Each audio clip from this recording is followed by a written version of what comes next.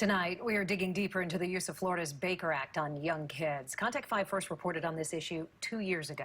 The idea of taking a child out of school in police custody to be sent off for a psych exam faces growing criticism. Contact 5 investigator Dave Bowman spoke to one critic, a mother whose son was Baker Acted when he was just 5.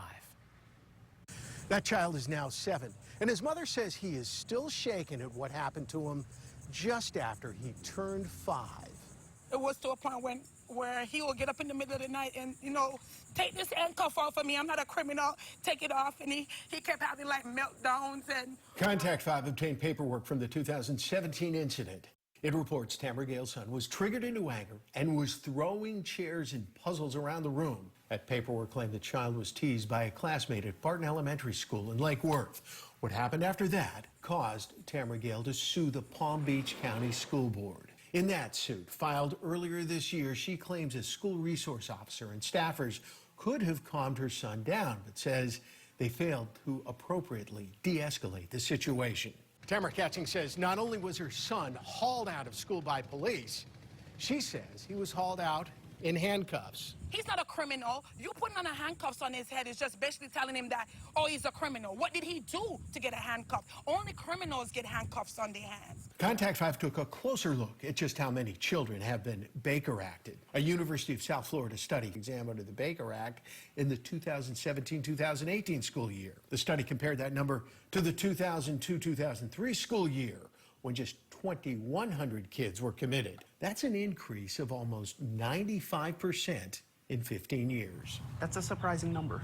That's a surprising number. Psychologist Rafi Wald says the Baker Act should be used when someone's a threat to themselves or others, and when other therapies cannot help. He's not familiar with the case involving Tamara Gale's son, but Dr. Wald believes the 2018 shootings at Parkland High School are causing school resource officer and others to use the Baker Act more often. I think people are scared, and I think they know that it's impossible to predict human behavior, so they just don't want something like that to happen on their watch. I just pray that, day by day my son will heal and get to where he needs to get to. In her lawsuit, Tamara Gale claims that when school police took her son into custody, he was injured, in pain. Contact 5 obtained the police report where the school resource officer writes, the child tried to kick, bite, and punch the teachers, trying to calm him down. And the mobile crisis counselor recommended the child be Baker Acted. The officer agreed. The 5-year-old was handcuffed and taken to JFK Hospital. Contact 5 also obtained the psychiatric report conducted at JFK Hospital, where a professional found the child had impulse control and anger management issues. But it also notes he was calm and cooperative and determined he doesn't meet the criteria for inpatient hospitalization. Baker Act lifted. How can you Baker Act a 5-year-old baby? How, I don't understand. The school district updated its policies a couple of years ago. It now requires some staffers to be trained to de-escalate tough situations and to work with parents before placing children in the Baker Act protocol. The Palm Beach County School Board did not respond to our request for an on-camera interview, but it did try to get Tamara Gale's lawsuit thrown out of court. The reason?